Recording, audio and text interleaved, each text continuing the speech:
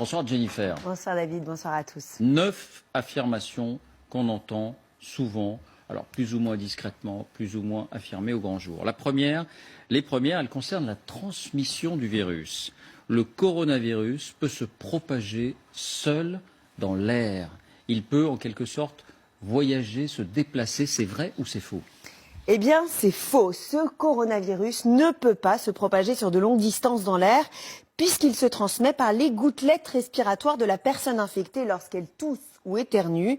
Or, ces gouttelettes sont trop lourdes pour voyager loin.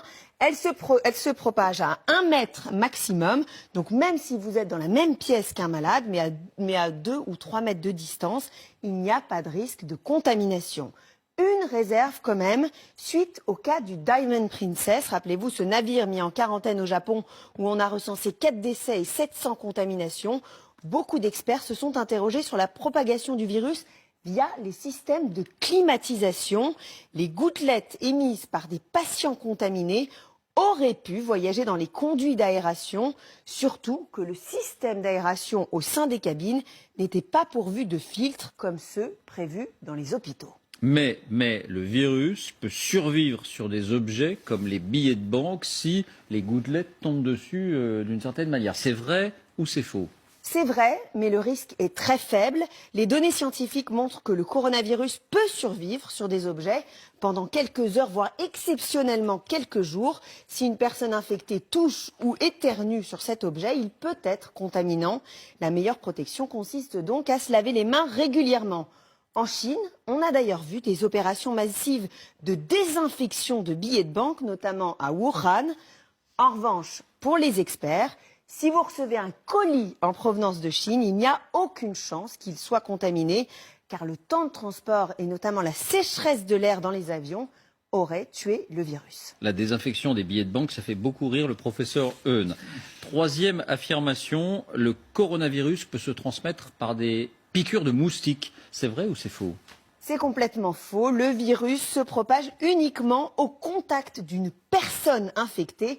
La transmission est interhumaine. Alors l'origine du virus maintenant, certaines personnes indiquent qu'il aurait été fabriqué intentionnellement dans un laboratoire aux États-Unis. C'est vrai que ça revient assez souvent. C'est vrai ou c'est faux ? Alors voici le post qui a circulé sur les réseaux sociaux. On y lit, vous voyez, le coronavirus est un virus breveté américain qui arrive à expiration le 23 janvier 2020. Donc quoi de mieux que de lancer une épidémie pour vendre leur vaccin avant expiration? Eh bien c'est faux, c'est une fake news au relent complotiste. Ce nouveau coronavirus n'a pas été ni créé ni breveté aux États-Unis. Il existe bien un brevet, mais qui n'est pas consacré au virus actuel, mais à celui du SRAS, une autre souche de coronavirus qui avait provoqué plus de 700 décès en 2003. Deuxième fake news, et on s'en rend bien compte aujourd'hui, il n'existe aucun vaccin pour le Covid-19 qui sévit en ce moment. Bien, sur la gravité du virus, on entend beaucoup de choses aussi. Ce virus est très mortel, très létal. C'est vrai ou c'est faux ? Faux. Pour l'instant, on compte 2700 décès en Chine et 77 504 contaminations, soit un taux de mortalité, si on le calcule, de 3,4%. Mais ce chiffre semble largement surestimé puisque tous les malades n'ont pas forcément été identifiés. La dernière étude chinoise du 21 février évoquait plutôt un taux de mortalité de 2,3%. C'est plus que la grippe saisonnière, 0,1%, mais beaucoup moins que l'épidémie de SRAS, 9,6%. Pour le ministre de la Santé, la grande majorité des cas sont sans gravité. Écoutez. On sait, 80% des formes sont des formes sans gravité. 15% des formes sont considérées comme sévères, c'est-à-dire avec une forte fièvre et des troubles respiratoires. 5% des formes sont dites réanimatoires, c'est-à-dire que 5% des malades contaminés par le virus vont faire un séjour en réanimation. Voilà, et j'ajoute qu'à l'instant, le bilan évolue en Italie. On est à 10 morts désormais. On était à 7 morts, on passe à 10 morts. Autre affirmation sur la gravité, seules les personnes âgées sont susceptibles de mourir de l'infection par ce virus. C'est vrai ou c'est faux ?